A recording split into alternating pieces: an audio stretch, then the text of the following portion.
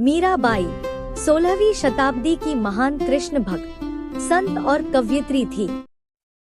उनका जीवन भक्ति, त्याग और ईश्वर प्रेम की अनुपम मिसाल है।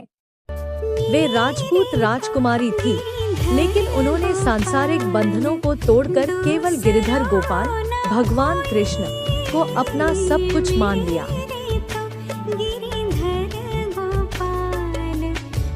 बचपन से ही मीरा कृष्ण भक्ति में लीन रहती थी।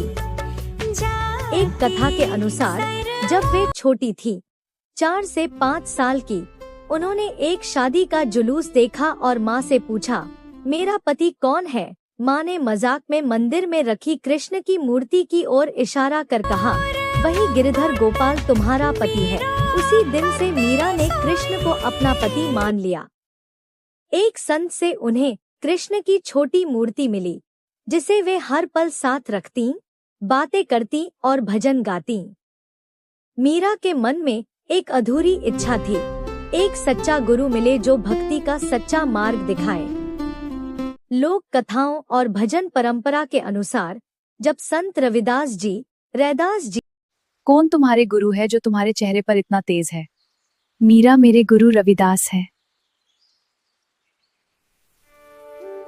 गुरुदेव, मीरा भी आपसे ज्ञान पाना चाहती है। रविदास जी चमार समुदाय से थे, जिसे उस समय अछूत माना जाता था।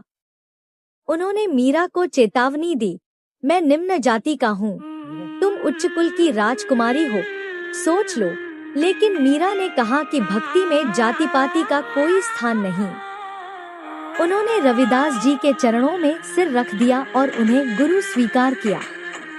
रविदास जी ने मीरा को दीक्षा दी, एकतारा थमाया और भजन कीर्तन का मार्ग दिखाया। गुरु मिलिया रैदास जी दीनी ज्ञान की गुटकी, चोट लगी निज नाम हरि की मदवारे हेड़े खटकी। रैदास जी पायो परमार्थ सोई।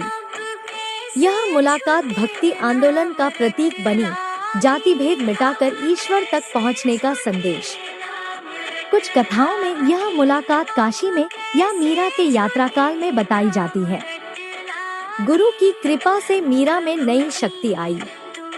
उन्होंने चित्तौड़ का महल त्याग दिया और वृंदावन चाम चमड़ी की कोई कीमत नहीं राम, यात्रा की। ईश्वर ही सब कुछ है। वृंदावन में वे गोपियों की तरह कृष्ण से विरह में तड़पती, भजन गाती और नृत्य करती। कई चमत्कार हुए, जहर अमृत बन गया, सांप फूल बन गए। उनके भजन राजस्थानी, ब्रज और गुजराती में है, जैसे पायो जी मैंने राम रतन धन पायो, म्हारो प्रीतम गिरिधर नागर, अंतिम समय और लीला समा।